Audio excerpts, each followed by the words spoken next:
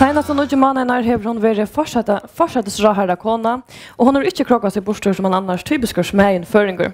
Hon har varit något allmänt tilltök över steg fram och i danska fjällmiljön och har eisen rönt att svara kritiska spårningar om mannen och om familjelivet. Välkomna Kvann Live, Solron Jakobsdotter Rasmussen. Tusen tack för det. Vad har varit att troblas att här vid att Mavren Georges fortsättningsrahär i Danmark?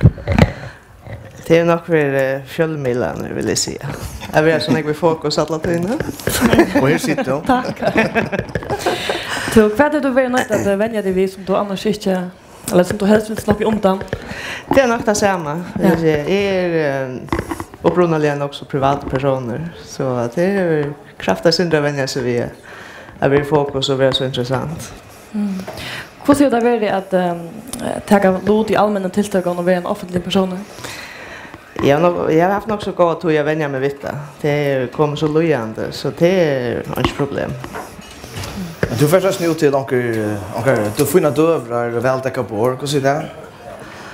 Det är som blir lättare vi är någon. I början var det så det ringt, man kände ju ångan, man visste inte vad man skulle få i och vad man skulle säga, men det blev lättare och lättare för kvar för. Jag gick inte till att sitta så i någon kongalejon eller någon fortsätt och någon så. Vad snackar du om? Vad säger du? Ja, men alltså det är folk akkurat som vi, så vi tar som det samma. Och maten är goer och väcker dejligt och kostar kom för botten och så är så det är ganska vanligt folk. Och det var något att snacka om förr. Vi tar så ofta om förr. Det gör vi. Också då mer om det och vad du kan göra och vad du inte kan göra, alltså är det privat? Nej, jag har inte säga. Jag syns det ganska. Jag vet, tingene skulle ju vara i ordan, och hvis det inte är i ordan så skulle vi nog vara vita.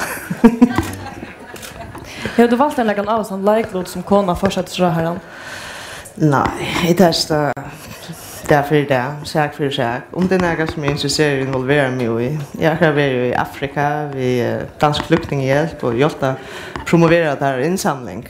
Det var spännande och det vill jag gärna involvera mig i. Är det andra ting som nej tack till och det är så det är om det.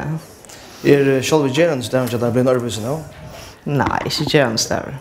Jag får till arbete, jag kommer hem, jag gör det över, jag går på ett ny sång. Alltså det är det samma som det alltid är.